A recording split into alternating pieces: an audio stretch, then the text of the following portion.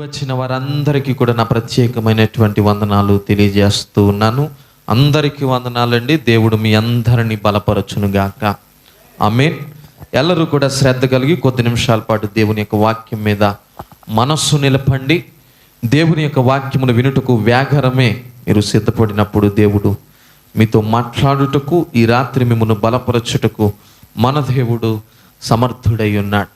ఎంతమంది అయితే నమ్ముతూ ఉన్నారో మరొకసారి బిగ్గరగా మన రెండు చేతులు పైకెత్తి గనుడైన యేసయ్య నామమును స్తుతిందాం. దేవునికి మహిమ కలుగునుగాక. మీరెల్లరూ కూడా శ్రద్ధ కలిగి ఈ మాటల మీద లక్ష్యం ఉంచగలిగితే నేను త్వరగా నా యొక్క మాటలు తెలియచేసి ఈ యొక్క మాటలు నేను ముగించాలని ఆశపడుతూ ఉన్నాను. దయచేసి యోధా పత్రిక 1వ అధ్యాయము 1వ వచనం. యోధా పత్రికను మనము గడిచినటువంటి దినముల నుండి కూడా ధ్యానిస్తూ ఉన్నాం. యోధా వ్రాసినటువంటి పత్రిక, ఆ పత్రికలో ఉండేటువంటి ముఖ్యాంశాలు, ఆ పత్రిక వ్రాయబడడానికి కారణం, ఎవరు రాశారు, ఎవరికి రాశారు, ఆ పత్రిక ద్వారా మనం ఏమి నేర్చుకోగలం అనేటువంటి సంగతులు మనము గడిచిన దినముల నుండి కూడా మనము ధ్యానిస్తూ ఉన్నప్పుడు నిజంగా పరిశుద్ధాత్మ దేవుడు మనకు కావలసినటువంటి ఎన్నో ఆత్మీయమైనటువంటి సంగతులను ఆయన మనతో మాట్లాడుతూ ఉన్నారు. ఈ రాత్రి కూడా దేవాతి దేవుని యొక్క వాక్కు బలముగా మనందరినీ కూడా దర్శించబోతా ఉంది కనుక ప్రార్థన పూర్వకంగా మీ యొక్క హృదయాలను తెరచి, ఏం తెరిచి ఉంచాలి? ఎవరైనా మన గృహాలకు వచ్చారనుకోండి, అతిథిగా మన యొక్క గృహాలకు ఉండేటువంటి తలుపులను గట్టిగా బిగించి లోపలికి వెళ్ళి పడుకున్నాం అనుకోండి, అతిథి లోపలికి రావడానికి మనతో కలిసి మాట్లాడడానికి ఏమైనా అవకాశం ఉంటుందంటారా? ఉండదు. కనుకనే మీ యొక్క హృదయాలు కూడా ఏం చేయాలండి? దేవుని మందిరమునకు వచ్చాం కదండి, వింటే ఎంత వినకపోతే ఎంత అని మన యొక్క హృదయాలు మూయబడ్డాయి అనుకోండి, ఏ ప్రయోజనం లేదు. గనుక మీ యొక్క హృదయాలు యేసు నామములో తెరవబడునుగాక. ఆమేన్. జాగ్రత్త గమనించండి. 1వ అధ్యాయము 1వ వచనం. యేసుక్రీస్తు దాసుడును యాకోబు సహోదరుడినైన యోధ, తండ్రి అయిన దేవుని యందు ప్రేమింపబడి యేసుక్రీస్తునందు భద్రము చేయబడి పిలువబడిన వారికి శుభమని చెప్పి వ్రాయున్నది. చాలండి, జాగ్రత్త గమనించండి. మరలా ఈ మొదటి వచనంలో నుండే మనము మరొక ప్రసంగాన్ని వినబోతున్నాం. జాగ్రత్తగా వినా. ఇది ఎన్నో ప్రసంగం అండి యోధా పత్రికలో నుండి? మూడవ ప్రసంగం. జాగ్రత్తగా వినా. ఈ మొదటి వచనంలో నుండే నేను మరలా మీతో మాట్లాడాలని ఇష్టపడుతూ ఉన్నా. ఇక్కడ చూడండి, యోధా వ్రాస్తున్నటువంటి విధానం నేను గడిచినటువంటి ప్రసంగంలో తెలియచేశాను. ఈ పత్రిక ఎవరికి వ్రాస్తున్నాడు అంటే పిలవబడిన వారికి. ఎవరికండి? పిలవబడిన వారికి.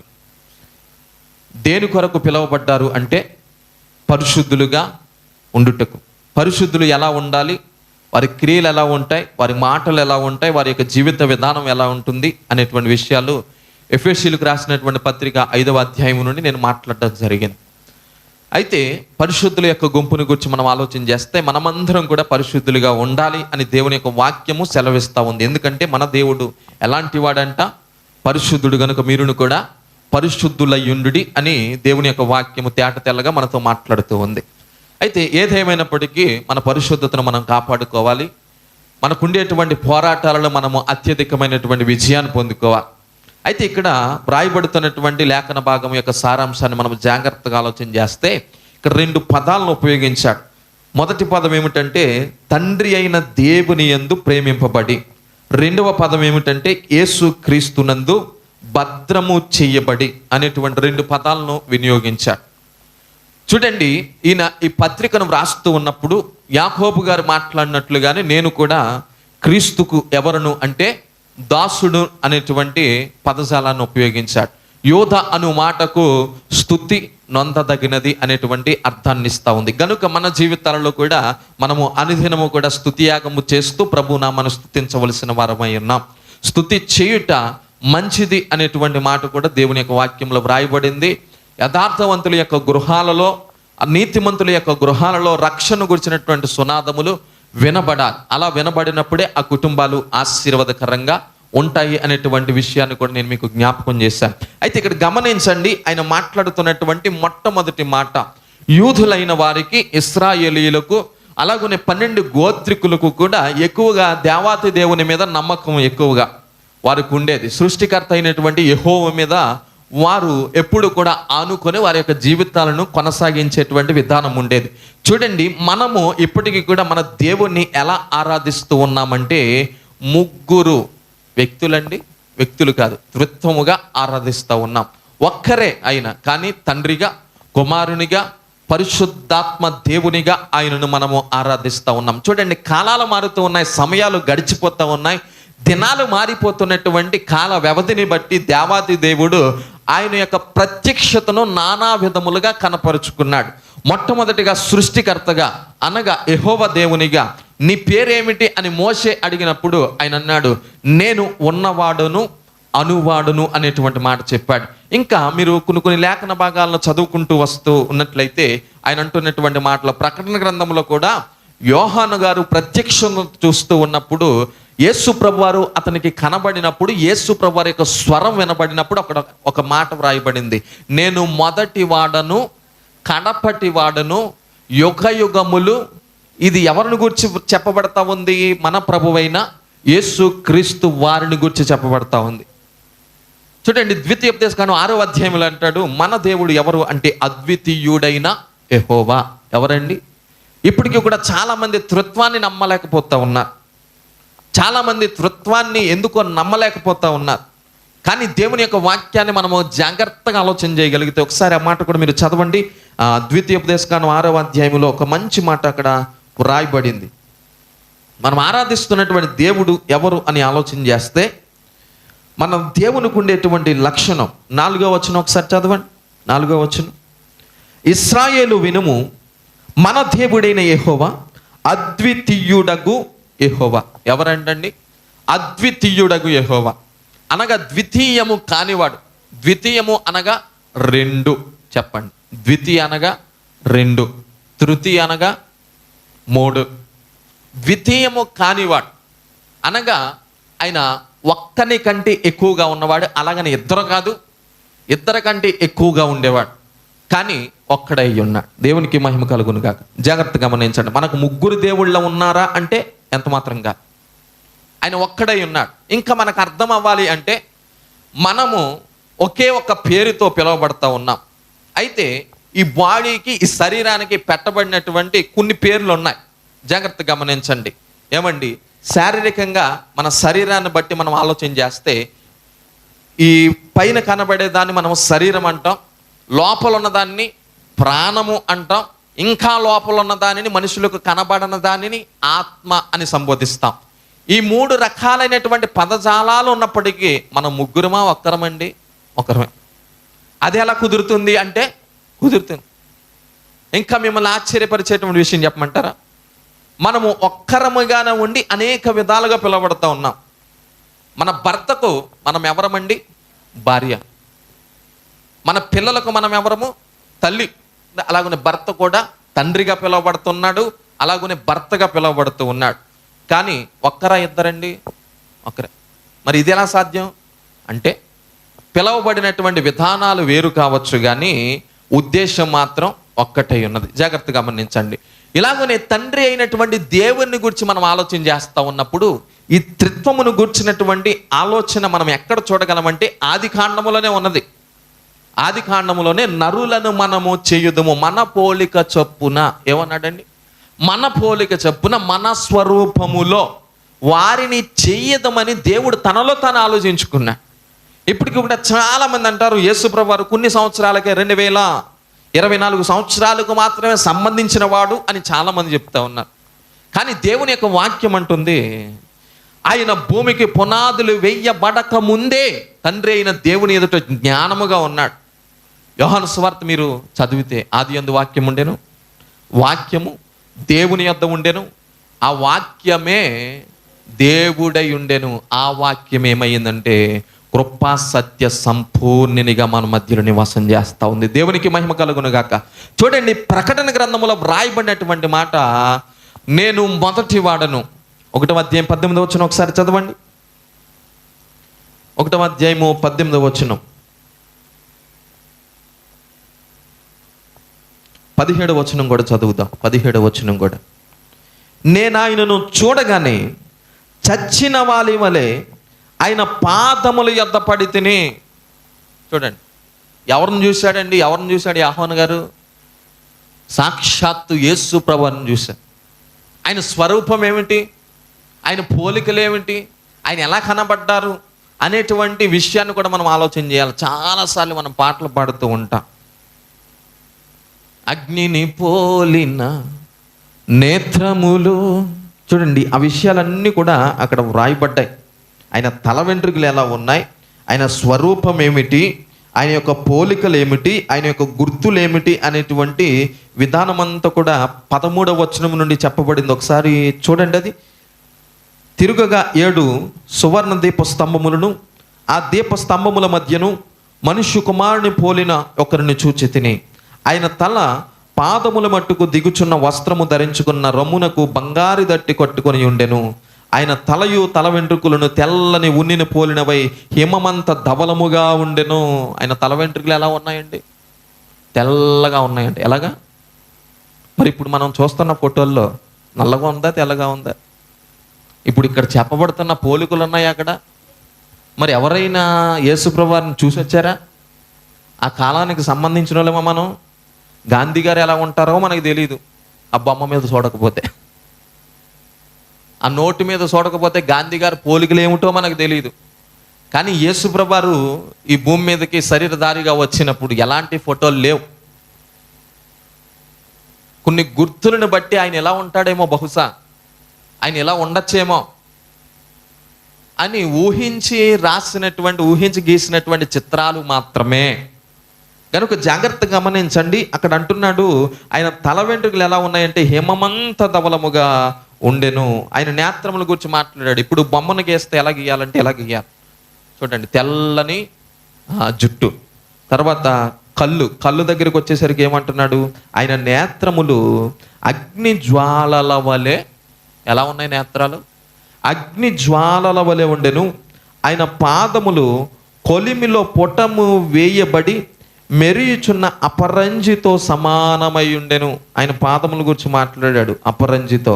ఆయన కంఠస్వరము విస్తార జల ప్రవాహం వలె ధ్వని వలె ఉండెను. ఆయన తన కుడి చేత 7 నక్షత్రములు పట్టుకొని ఉండెను. ఆయన నోట నుండి 2 అంచులు గల వాడి అయిన ఖడ్గం ఒకటి వెడలుచుండెను. ఆయన ముఖము మహా తేజస్సుతో ప్రకాశించుచున్న సూర్యుని వలె ఉండెను. ఆయన ముఖాన్ని చూడగానే మహా తేజస్సుతో ఎలా ఉందన్నాడు? సూర్యుని వలె. మధ్యాహ్నం వేళ ఎంతమంది సూర్యుని చూశారండి? దాని యొక్క తేజస్సు ఎలా ఉంటుంది? ఇక్కడ యేసు ప్రభువారి యొక్క స్వరూపమును గూర్చి మాట్లాడినప్పుడు ఆయన తేజస్సు, ఆయన ముఖమును గురించి మాట్లాడుతున్నాడు, సూర్యుని వలె. చూడండి, ఇవన్నీ కూడా చూసినప్పుడు 17వ వచనమునకు వచ్చేసరికి, నేనాయనను చూడగానే చచ్చిన వాని వలె ఆయన పాదముల యొద్ద పడి తిని, ఆయన తన కుడి చేతిని నా మీద ఉంచి నాతో ఇట్లనెను, భయపడకము, నేను మొదటి వాడను. అనగా దీనికి అర్థం ఏమిటంటే, ఈ సృష్టి ప్రారంభము కాకమునుపు ఉన్నవాడను. చప్పట్లు కూడా దేవుని నామమున మహిమపరచుదాం. యేసు ప్రభువారు 2000 సంవత్సరాలకు సంబంధించినటువంటి సామాన్య మానవుడు కాదండి. ఆయన దేవుడై ఉన్నాడు. దేవుడై ఉన్నవాడు మానవునిగా ఈ భూమి మీదకి అడుగు పెట్టడానికి ప్రధానమైనటువంటి కారణం మానవుని యొక్క అవిధేయత. మానవుని యొక్క అవిధేయతను బట్టి దేవునితో విడిపోయినటువంటి సహవాసమును మనలా కొనసాగించడానికి సాక్షాత్తు దేవుడే కుమారుడైన యేసు క్రీస్తు వారిగా ఈ భూమి మీద అడుగు పెట్టారు. ఆయన అంటున్నాడు, నేను మొదటి వాడను, కడపటి వాడను, జీవించువాడను, మృతుడనై తిని గాని ఇదిగో యుగ యుగములు సజీవుడనై ఉన్నాను అనేటువంటి మాట అక్కడ వాడబడతా ఉంది. దేవునికి మహిమ కలుగును గాక. చూడండి, ఈ త్రిత్వమును గురించి నేను అంతగా మాట్లాడాలని ఇష్టపడట్లేదు, కానీ అక్కడ అంటున్నాడు మొదటిగా తండ్రి అయినటువంటి దేవుని యొక్క ప్రేమ. ఈ మొదటి పాయింట్ జాగ్రత్తగా ఆలోచన చేయండి. తండ్రి అయిన దేవుని యొక్క ప్రేమ. ఈసారి చదవండి, యోహాను సువార్త 3వ అధ్యాయం 16వ వచనం. ఎన్నిసార్లు చదివించినా మనకు నోటెడ్ కాదు. దేవుడు లోకమును ఎంతగానో ప్రేమించెను, కాగా తన అద్వితీయ కుమారునిగా పుట్టిన వాని యందు విశ్వాసముంచువాడు విశ్వాసముంచు ప్రతి వాడును నశింపగా నిత్య జీవము పొందినట్లుగా ఎవరిని అనుగ్రహించాడు? కుమారుడైన యేసుక్రీస్తు వారిని అనుగ్రహించాడు. ఎందుకు యేసు ప్రభువారు ఈ భూమి మీదకి రావాలి అంటే ప్రధానమైనటువంటి కారణాలలో ఒక కారణం దేవాతి దేవునికి మన మీద ఉన్నటువంటి అమితమైన ప్రేమ. దేవునికి మహిమ కలుగును గాక. ఎంతమంది నమ్ముతా ఉన్నారు దేవుడు మనల్ని ప్రేమిస్తున్నాడని? ఎంతమంది విశ్వాసం ఉంచుతూ ఉన్నారు దేవుడు మనల్ని ప్రేమిస్తున్నాడని? దేవుడు నిన్ను ప్రేమిస్తున్నటువంటి విధానం నీకు అర్థం కావాలి. దేవుడు నిన్ను నడిపిస్తున్నటువంటి విధానం నీకు అర్థం కావాలి. ఈ ప్రేమ ఎప్పుడు ప్రారంభమైంది అనేటువంటి విషయాన్ని కూడా మనం ఆలోచన చేయాలి. చాలాసార్లు మనం అనుకుంటాం, ఉపవాస ప్రార్థనలు చేసినప్పుడు, సంపూర్ణ రాత్రి ప్రార్థనలో పాల్గొన్నప్పుడు, అలాగనే ప్రతి మీటింగ్ కూడా మానకుండా హాజరైనప్పుడు మనం అనుకుంటాం, అమ్మో దేవుణ్ణి మేము చాలా ప్రేమించేస్తున్నాం. ఏం చేస్తున్నాం? దేవుణ్ణి చాలా ప్రేమించేస్తున్నాం. పేతురు గారిని మన యేసు ప్రభువు అడుగుతారు, పేతురు నీవు నన్ను ప్రేమించు, సీమోను నీవు నన్ను ప్రేమించుచున్నావా? వెంటనే పేతురు గారు అంటారు, అయ్యా నేను నిన్ను మరలా అడిగాడంట. మూడవసారి అడిగేసరికి తనను తాను వ్యసనపడి సమస్తమును నీకే తెలుసును కదా అని చెప్పగానే, సరే ప్రేమిస్తున్న నీవు నా గొర్రెలను కాయాలి. ఏం చేయాలా? నా గొర్రెలను కాయాలి అనేటువంటి ఒక పనిని అప్పగించా. అయితే మొదటిగా దేవుడే మనల్ని ప్రేమించాడు. మన దేవుడు ఎవరు అనేటువంటి ఆలోచన మనం చేస్తూ ఉన్నప్పుడు దేవుని యొక్క వాక్యంలో వ్రాయబడింది ఆయన ఎవరు అంటే ప్రేమా స్వరూపి. యోహాను మొదటి పత్రిక, యోహాను వ్రాసినటువంటి మొదటి పత్రిక 4వ అధ్యాయము 7వ వచనం నుండి మనం చదువుకుందాం. ప్రియులారా, మనము ఒకరినొకడు ప్రేమింతుము, యాలయనగా ప్రేమ దేవుని మూలముగా కలుగుచున్నది. ప్రేమించు ప్రతివాడును దేవుని మూలముగా పుట్టినవాడై దేవుని ఎరుగును. దేవుడు ప్రేమాస్వరూపి. దేవుడు ఎవరంట? ప్రేమాస్వరూపి. ప్రేమ లేనివాడు దేవుని ఎరగడు. దేవునికి ప్రేమ ఉంది. అయితే ఇక్కడ యోహాను గారు రాస్తున్నటువంటి విధానం ఏమిటంటే, దేవుడు ప్రేమించినటువంటి విధానము, దేవుడు మిమ్మల్ని ప్రేమించి ఆయన మిమ్మల్ని నడిపిస్తున్నటువంటి విధానమును జ్ఞాపకం చేస్తూ, మీరును కూడా ఆయన వలె ప్రేమ కలిగి ఉండాలంట. ఏం చేయాలండి? ప్రేమ కలిగి ఉండాలి. యేసు ప్రభువారు ఎప్పుడు కూడా చేసి చూపించారు, మాటల వరకే పరిమితంగా. ఈరోజు మనము లోకములో వింటున్నటువంటి అనేక ప్రేమలు మాటల వరకు మాత్రమే పరిమితం, మాటల వరకు మాత్రమే. చేతల్లోనికి వచ్చేసరికి ఎందుకో చూపించలే, క్రియల్లోనికి వచ్చేసరికి ఎందుకో చూపించలే. అందరినీ ప్రేమిస్తామని చెప్తాం కానీ కొన్ని సార్లు కొన్ని పరిస్థితులను బట్టి ఎందుకో మనము సరిగ్గా ప్రేమించలేక మన క్రియలలో లోపం ఉన్నట్లుగా కొన్నిసార్లు మనము కృంగిపోతున్నటువంటి పరిస్థితులు కూడా మన జీవితాల్లో ఉన్నాయి.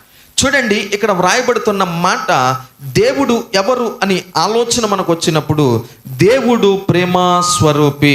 అలాగనే అంటున్నాడు, ప్రతివాడును దేవుని మూలముగా పుట్టిన వాడై దేవుని ఎరుగును. ఇంకా చదవండి 9వ వచనములో, మనము ఆయన ద్వారా జీవించున్నట్లు దేవుడు తన అద్వితీయ, ఇక్కడ కూడా వాడాడండి అదే పదాన్ని. చూడండి, దేవుడు తన అద్వితీయ, అక్కడ వ్రాయబడినటువంటి విధానం ఏమిటంటే పుట్నోట్లో ఒక్కడే కుమారుడుగా ఉన్నటువంటి వ్యక్తిని అప్పగించినట్లుగా ఇక్కడ మనం చూస్తూ ఉన్నాం. అద్వితీయ కుమారుని లోకములోనికి పంపెను, దీని వలన దేవుడు మనయందించిన ప్రేమ ప్రత్యక్షపరచబడెను. ఒక్క కుమారుణ్ణి మనకు ఇవ్వడం ద్వారా ఎందుకొరకు ఇచ్చాడండి?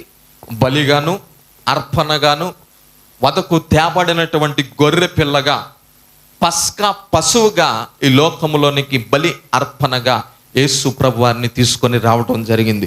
చూడండి, దీని వలన ప్రేమ ఎట్టిదని మనము తెలుసుకొనుచున్నాము అనేటువంటి విషయాన్ని అక్కడ జ్ఞాపకం చేస్తూ ఉన్నాడు. చూడండి 10వ వచనంలో అంటాడు, మనము దేవుణ్ణి ప్రేమించితిమని కాదు. కానీ ఇదంతా ఎందుకు జరిగింది? యేసు ప్రభు వారు ఎందుకు ఈ లోకానికి వచ్చి ప్రాణాన్ని ఇచ్చారంటే మనం ప్రేమించామని కాదంట. చాలాసార్లు మనం అనుకుంటాం, మనం చేసే భక్తేనండి ఈరోజు మమ్మల్ని కాపాడుతుందంటే, ఈరోజు మేము ప్రేమించబడుతున్నామంటే, ఈరోజు మేము అభివృద్ధి పొందుతున్నామంటే మేము ప్రేమిస్తున్నాం కనుకనే దేవుణ్ణి, మేము ఆరాధిస్తున్నాము కనుకనే దేవుణ్ణి. ఇలాంటి కార్యాలు మా జీవితంలో జరుగుతున్నాయని చాలామంది భ్రమపడిపోతున్నారు. కానీ యేసు ప్రభు వారి రాకకు ప్రాముఖ్యమైనటువంటి కారణం, యేసు ప్రభు వారు ఈ లోకంలోనికి వచ్చి తన ప్రాణాన్ని ఇవ్వడానికి ప్రధానమైనటువంటి కారణాలను జ్ఞాపకం చేస్తూ అక్కడ అంటున్నాడు, మనము ప్రేమించాము అనేటువంటి విషయం కాదంట, మనం ప్రేమించామని కాదంట. చూడండి ఆ మాటలు మనం చదువుతూ ఉన్నప్పుడు అక్కడ చదవండి. మనము దేవుని ప్రేమించితమని కాదు, తానే మనలను ప్రేమించి మన పాపములకు ప్రాయశ్చిత్తమై ఉండుటకు తన కుమారుని పంపెను. ఇందులో ఏముందండి? ప్రేమ ఉన్నది. మనం ప్రేమించామని కాదు. ఇప్పుడు నీవు ఎవరికైనా సహాయం చేయాలన్నప్పటికీ నీవేమనుకుంటావంటే, నాకు రేపు ఆ వ్యక్తి ఏదో ఒక విధంగా ఏమవుతాడంట, హెల్ప్ అవుతాడు, సహాయం చేస్తాడు. లేకపోతే ఇప్పుడు మనము వెంటనే ఎవరికైనా సహాయం చేయాలనుకోండి, మనం వెంటనే మేము ఆలోచన చేస్తామంటే, వాడు నిన్నటి దినం నాకు సహాయం చేశాడా లేదా? కొన్నిసార్లు మనం కొన్ని స్నేహాలను మనము విడిచిపెట్టుకోవడానికి ఇష్టపడం. లోకంలో కూడా ఒక మాట, ఒక నానుడు ఉంది, చివరికి అడుక్కున్నవాడితో కూడా మనకు పని ఉంటుందంట. ఏంటండి? అడుక్కున్నవాడితో కూడా పని ఉంటుంది. అందుకే అందరితో మనం కలిసిపోవాలి, అందరితో ప్రేమ కలిగి ఉండాలి. కొన్నిసార్లు వాడిని మనం నీరసంగా చూసినప్పుడు, మనకు అవసరత ఉన్నప్పుడు వాడే మనకు దేవుడై కూర్చుంటాడు. ఇలాంటి పరిస్థితులు మన జీవితాల్లో ఉన్నాయి. ఈ రిక్షావాడు కదా, ఈ ఫలానా పని చేసుకుంటాడు కదా, ఈ డ్రైనేజ్ క్లీన్ చేసేవాడు కదా అంటే, ఒక్కొక్కసారి మన డ్రైనేజ్ అంతా నిండిపోతే ఎవడు కావాలి మనకు? చూడండి, మీరు జాగ్రత్తగా ఆలోచన చేయండి. అందుకనే మనము ఈ లోకంలో కొన్ని ప్రేమలను పోగొట్టుకోవడానికి ఇష్టపడం. కానీ దేవుని యొక్క వాక్యాన్ని మనం చదువుతూ ఉన్నప్పుడు ఇక్కడ యోహాను పత్రికలో చాలా మంచి విషయాలను అక్కడ మాట్లాడుతూ ఉన్నాడు.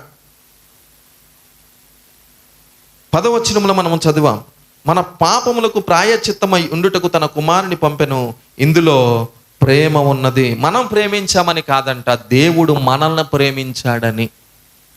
దేవుడు నిన్ను నన్ను ప్రేమిస్తున్నాడు. ఆయన ప్రేమను మనము గుర్తెరగగలుగుతున్నామా? మరి మనం ఏం చేయాలి? చూడండి, నేను మొదటి నుండి కూడా జ్ఞాపకం చేస్తున్నాను, దేవుడు మనల్ని ప్రేమించాడు, ఆయన ప్రేమ స్వరూపి అయి ఉన్నాడు కనుక ఆ ప్రేమ ఏం చేసిందంటే కుమారుడైన యేసు ప్రభువాన్ని బలిదానంగా చేసేసింది. కుమారుడైన యేసు ప్రభువాన్ని బలిదానముగా చేసి నీకును నాకును కూడా అపారమైనటువంటి రక్షణ అనుగ్రహించేసింది. దేవునికి మహిమ కలుగును గాక. గనుక నీవు నేను ఏం చేయాలి అంటే అక్కడ మాట్లాడుతున్నాడు, నిన్ను నన్ను హెచ్చరిస్తూ దేవుని యొక్క వాక్యం మాట్లాడుతూ ఉంది. 11వ వచనం, ప్రియులారా, దేవుడు మనలను ఇలాగూ ప్రేమింపగా మనం ఒకరినొకడు ప్రేమింపబద్ధులమై ఉన్నాము. ఏ మానవుడును దేవుడిని ఎల్లప్పుడూ చూచి ఉండలేదు. మనం ఒకరినొకడు ప్రేమించిన ఎడల దేవుడు మన యందు నిలిచియుండును, ఆయన ప్రేమ మన యందు సంపూర్ణమగును. దేవుడిని చూసినటువంటి మానవుడు ఈ భూమి మీద ఎవరైనా ఉన్నారండి? లేరు. కానీ దేవుడు ఎప్పుడు కనబడతాడు అంటే, ఒక్కొక్కసారి ఎవరైనా సహాయం చేసినప్పుడు వారిని గూర్చి వెంటనే ఒక మాట మాట్లాడతాం. ఏమిటో తెలుసా? దేవుళ్ళ వచ్చారు. ఎలా వచ్చావండి? దేవుళ్ళ వచ్చావు. గనుక నీ కంటికి కనబడినటువంటి నీ సహోదరిని ప్రేమించకపోతే కనబడని నీ దేవుడిని నీవు ప్రేమించగలవా? మన చుట్టుపక్కల ఉన్న వారిని మనం ప్రేమించకపోతే, దేవుడు మనల్ని ప్రేమించాడు కనుక, ఆయన ప్రేమ స్వరూపై ఉన్నాడు కనుక మీరు కూడా ఒకరిని ఒకరు ఏం చేయాలంట? ప్రేమించుకోవాలి, విధేయత చూపించాలి, గౌరవించాలి, మంచి మంచి పదజాలములతో పలకరించుకోవాలి. ఇది దేవాతి దేవుడు మనకు నేర్పించినటువంటి ప్రేమ. ఇది దేవుడు మన ఎడల చూపిస్తున్నటువంటి ప్రేమ. చూడండి, ప్రేమను గురించి మాట్లాడతాడు. విశ్వాసి కలిగి ఉండవలసినటువంటి ప్రేమ.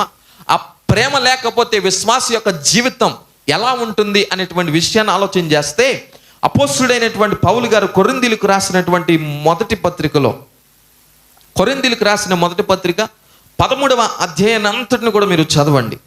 13వ అధ్యాయం అంతటిని కూడా అక్కడ చాలా మంచి విషయాలు రాయబడ్డాయి. మనుష్యుల భాషలతోనూ దేవదూతల భాషలతో నేను మాట్లాడిన ప్రేమ లేని వాడినైతే మురోగడు కంచును గనగనలాడు తాళమునై యుందును. ఇంకా కింద వచనాలన్నీ కూడా మనం ఒక్కొక్క వచనాన్ని చదివితే ప్రేమకు ఉండేటువంటి గుణగణాలు, ప్రేమకు ఉండేటువంటి లక్షణాలు. దేవదూతల భాషలతో మాట్లాడిన, ప్రవచనాలు చెప్పిన, చక్కగా బోధించిన, పరిశుద్ధాత్మ చేత నిండుకున్నట్లుగా కనబడిన, ఉచ్చరింప సఖ్యము కాని మూలుగులతో ప్రార్థించిన, ఎంత సంపాదించుకున్న ప్రేమ లేకపోతే పౌలు గారు ఏమంటున్నారండి? వ్యర్థుడనే. మ్రోగేడు కంచు, గనగనలాడేటువంటి కంచు ఎలా ఉంటుంది? దానితో సమానం అంటాడు. ఇంకా ప్రేమను గురించి ఆ కింద వ్రాస్తూ ప్రేమలో స్వార్థం ఉండదంటాడు, ప్రేమ మోసపూరితమైంది కాదంటాడు, ప్రేమలో డంబం ఉండదంటాడు, ఉప్పొంగదంటాడు, ప్రేమ అన్నిటికీ లోపడుతుందంట, ప్రేమ అన్నిటినీ సహిస్తుందంట. ఇది ప్రేమకుండేటువంటి గుణగణాలు. ఇలా మనం ఉండాలని దేవాతి దేవుడు ఆలోచన చేసి తన కుమారుడైన యేసు ప్రభువారిని ఈ భూమి మీదకి పంపడం జరిగింది. దేవునికి మహిమ కలుగును గాక. చూడండి, ఇంతకీ ప్రేమ ఎప్పుడు ప్రారంభమైంది అనేటువంటి విషయాన్ని మనం ఆలోచన చేస్తే, ఆదికాండం ప్రారంభములోనే దేవుడు మానవుణ్ణి కలుగు చేసినప్పుడు మానవునితో ఒక మాట పలుకుతారు. మానవుణ్ణి కలుగ చెయ్యాలి అనేటువంటి ఉద్దేశం కలిగినప్పుడే తనలో తాను పలికిన ఒక మాట, మానవునికి సంబంధించి మాట్లాడినటువంటి మాట. ఆదికాండము 1వ అధ్యాయము 28వ వచనములో అంటాడు. 28వ వచనములో దేవుడు వారిని ఆశీర్వదించెను ఎట్లనగా, మీరు ఫలించి అభివృద్ధి పొంది విస్తరించి భూమిని నిండించి దానిని లోపరుచుకొనుడి. చూడండి, దేవుని ప్రేమ ఎలా ఉందంట? మానవుణ్ణి కలుగు చేసిన తర్వాత నీవు దాసుడువు కాదు, నీవు ఏలేవానిగా నేను నిన్ను నిలవబెడుతున్నా. నీవు బానిసవ కాదు, నీ మీద అధికారులు ఉండరు, నిన్ను ఏలేటువంటి నాయకులు ఉండరు. దేవుని యొక్క ఉద్దేశాలు ఇవి. మొట్టమొదట్లో ఈ భూమి మీద ఉన్న సమస్తమును కూడా దేవుడు అప్పగించాడు. ఎవరికి అప్పగించాడండి? మానవునికి అప్పగించాడు. ఈ మానవుడు ఏం చేశాడంటే, కొన్నిసార్లు మనకు ఎక్కువైపోయింది అనుకోండి, ఓర్చుకోలేక ఏమవుతుంది? కక్కేస్తాం. అలాగే ఈ మానవుడు ఏం చేశాడంటే, అమ్మో ఇన్ని బాధ్యతలు నా వల్ల కాదు అని పట్టుకెళ్ళి సాతానుగాడికి అప్పగించేశాడు. అందుకని సాతానుగాడు ఒకానొక సమయంలో యేసు ప్రభువు ఈ భూమి మీదకి వచ్చినప్పుడు ఈ లోకములో ఉన్న రాజ్యములన్నిటినీ కూడా చూపించి, నీవు నాకు మ్రొక్కో, ఇవన్నీ కూడా నేను నీకేం చేస్తానంట? అప్పగించేస్తాను. ఎవరివి అప్పగించడానికి? ఎవరి సొత్తిది? దేవుడేమో తన పోలికలో తన స్వరూపములో కలుగజేసినటువంటి మానవుడిని యానమని ఈ భూమిని అప్పగించాడు. ఈ భూమి మీద అభివృద్ధి పొందమన్నాడు, ఫలించమన్నాడు, విస్తరించమన్నాడు. వివాహము అన్ని విషయంలో ఎందుకు ఘనమైనది అంటే, అక్కడ రెండవదిగా కంటిన్యూషన్గా మాట్లాడతాడు. ఏమిటో తెలుసా? పానుపు నిష్కలంకమైనదిగాను. దేవుడు ఒక వ్యవస్థను నియమించినప్పుడు ఆ వ్యవస్థలో పిల్లలు అనేవారు చాలా ప్రాముఖ్యమైనటువంటి పాత్రను వహిస్తారు. దేవుడు ఒక కుటుంబాన్ని కడుతూ ఉన్నప్పుడు వారసత్వం అనేది ఈ భూమి మీద అంతకంతకు విస్తరించడానికి దేవుడు ముందుగానే ప్లాన్ చేసి ఉంచాడు. ఈ భూమి మీద మానవులు విస్తరించడానికి, ఫలించడానికి, అభివృద్ధి చెందడానికి ఈ భూమిని అంతటినీ కూడా ఏలడానికి మానవునికి అప్పగించాడు. ఇది దేవునికి ఉండేటువంటి ప్రేమ.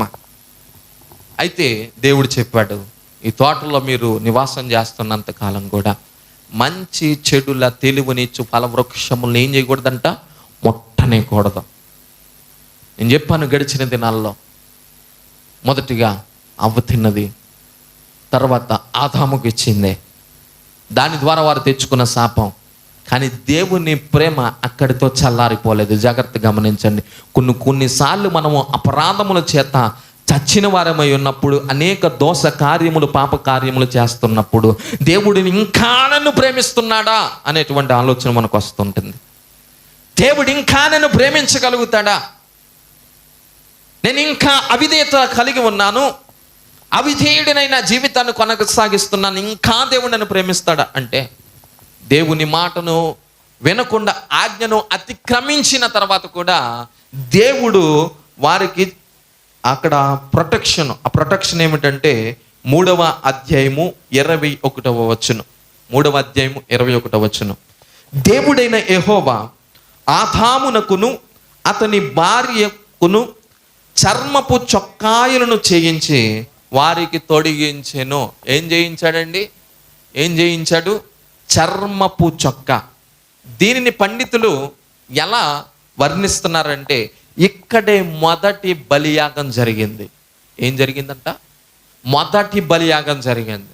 ఈ మొదటి బలియాగము ఎందుకొరకు జరిగింది అంటే, మానవునికి ప్రొటెక్షన్ కొరకు, మానవుని యొక్క సిగ్గును కప్పుకోవడం కొరకు, మానవుని యొక్క సిగ్గు కప్పబడుట కొరకు మొట్టమొదటిగా బలియాగం జరిగింది.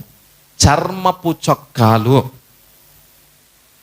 చర్మపు చొక్కాలు కావాలంటే, చర్మము అనగా చెప్పాలి, చర్మము అనగా ఒక ప్రాణిని చంపితే చర్మము తీసి దాన్ని చొక్కాగా తయారు చేయొచ్చు.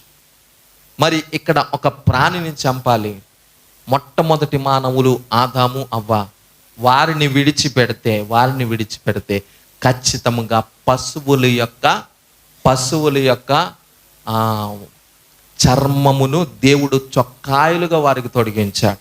మొట్టమొదటి బలియాగం. జాగ్రత్తగా గమనించండి. ఈ చర్మపు చొక్కాలను వారు తొడుక్కున్నప్పుడు వారికి ఉండేటువంటి సిగ్గుపోయింది. ఎందుకంటే ఇప్పటికి కూడా మనం వస్త్రాలను ధరించుకుంటూ ఉన్నాం. మన యొక్క సిగ్గును కప్పుకోవడానికి ఇది మనం ఉపయోగిస్తూ ఉన్నాం. అయితే ఈ చర్మపు చొక్కాలు వారికి తొడిగింపబడటకు బలియాగం జరిగిందని చెప్పాను చూడండి ఇందాక. అయితే ఈ బలియాగము మానవుని యొక్క పాపములను కప్పగలిగింది కానీ కడగలేకపోయింది. ఇక్కడే ఉంది అసలైన మర్మం. జాగ్రత్తగా గమనించండి. చాలాసార్లు మనం వింటూ ఉంటాం, పాత నిబంధన కాలాన్ని మనం ఆలోచన చేస్తే, పాత నిబంధన కాలంలో జరిగే పనులన్నీ కూడా మానవుని యొక్క పాపమును కప్పగలిగాయి కానీ ఏం చేయలేకపోయాయంట? కడగలేకపోయాయి. అయితే ఈ చర్మపు చొక్కాలను తొడిగించినటువంటి మొట్టమొదటి బలియాగం మొదలుకొని యేసు ప్రభువారు ఈ భూమి మీదకి వచ్చేంత వరకు జరిగిన ప్రతి విధమైనటువంటి బలియాగాలు కూడా మానవుని యొక్క పాపమును కడగలేకపోయాయి. కానీ దేవుని యొక్క ప్రేమ వెల్లడిపరచబడిన తర్వాత ప్రభువైన యేసు క్రీస్తు వారి మరణము ద్వారా, రక్త ప్రోక్షణము ద్వారా మానవుని యొక్క పాపములు సంపూర్ణముగా కడగబడ్డాయి. చప్పట్లు కూడా దేవుని నామాన్ని మహింపరచుదాం. సంపూర్ణముగా కడగబడ్డాయి. చూడండి, ఇక్కడ ఈ మర్మము దాగి ఉన్నది. దీన్ని మనం అర్థం చేసుకోవాలి. దేవుని యొక్క ప్రేమ. చాలాసార్లు మనం ప్రార్థిస్తూ ఉంటాం. ప్రార్థనలో చివరిగా దైవ సేవకులు బ్లెస్సింగ్ ఇస్తారు, ఆశీర్వాదం. ఆ ఆశీర్వాదం ఏమిటండి? ఆ ఆశీర్వాదం ఏమిటి? తండ్రి అయిన దేవుని ప్రేమ. ఇప్పుడు రెండవ అంశం, గాలయట్లేదు పాస్టర్ గారు, కష్టమే అంటే నేను క్లుప్తంగానే చెప్పేసి ముగించేస్తాను. మీకు కష్టమే, నాకు కష్టమే కాబట్టి. చూడండి, అదే యోధా పత్రికలు అంటాడు, తండ్రి అయిన దేవుని వలన ప్రేమింపబడి కుమారుడైన యేసు క్రీస్తునందు ఏం చేయబడ్డాడు అంటే భద్రము చేయబడ్డాడు. ఏం చేయబడ్డాడు? తండ్రి అయిన దేవుని యొక్క ప్రేమ. దేవుడు ప్రేమిస్తున్నాడు. ఆ ప్రేమను బట్టి కుమారుడిని బలియాగముగా ఈ లోకములోనికి పంపించాడు. పుణ్యదాన బలియాగం, పుణ్యదాన బలియాగముగా ఈ లోకములోనికి పంపించాడు. అయితే ఈ పుణ్యదాన బలియాగం ఏమి చేసిందంటే తన ప్రాణాన్ని అర్పించి కృపగా మారిపోయింది. దేవునికి మహిమ కలుగును గాక. చూడండి, రోమిలికి రాసినటువంటి పత్రిక 8వ అధ్యాయం 1వ వచనములో అంటాడు, క్రీస్తు యేసునందు ఉన్న వారికి ఏ శిక్షా విధి లేదా. నీవు క్రీస్తులో ఉంటే భద్రం చేయబడతావు. యోధ ఆ మాటలే రాస్తున్నాడు. ఏమని చెప్తున్నాడో తెలుసా? నేను భద్రం చేయబడ్డాను. ఎవరి ద్వారా భద్రం చేయబడ్డానో తెలుసా? క్రీస్తునందు. యేసయ్య ద్వారా భద్రం చేయబడ్డాను. శ్రమలు వచ్చాయి, ఇబ్బందులు వచ్చాయి, కష్టాలు వచ్చాయి, నష్టాలు వచ్చాయి, ప్రాణం పోతుందని చాలాసార్లు అనుకున్నాను. కానీ ఎప్పుడైతే క్రీస్తునందు నేను విశ్వాసం ఉంచానో నాకు ఒక నమ్మిక, ఆయనే నన్ను ఏం చేస్తాడంట, భద్రపరుస్తాడు. మనకు భద్రత ఆయనలోనే ఉన్నదండి. దీనికి మరొక కోణంలో చెప్పాలి అంటే కృపలో ఉన్న వారికి భద్రత ఉంటుంది. దేవునికి మహిమ కలుగునుగాక. దేనిలో ఉండాలి మనము? కృప అనగా అర్హత లేని వ్యక్తికి అర్హతను ఇవ్వడమే కృప. ఇంకా మీకు అర్థం అవ్వడానికి చెప్పాలి అంటే చిన్న ఎగ్జాంపుల్ చెప్తాను, జాగ్రత్తగా ఆలోచన చేయండి. ఒక దొంగ ఒక ఇంటికి వెళ్ళి దొంగతనం చేస్తుండగా దొరికిపోయాడు. జాగ్రత్తగా గమనించండి. దొంగ ఇంటికి వెళ్ళి దొంగతనం చేస్తుండగా దొరికిపోగానే యజమానులు వచ్చి సర్లే వాడిని విడిచిపెట్టే అంటే దీన్ని ఏమంటామంటే జాలి కనికరం.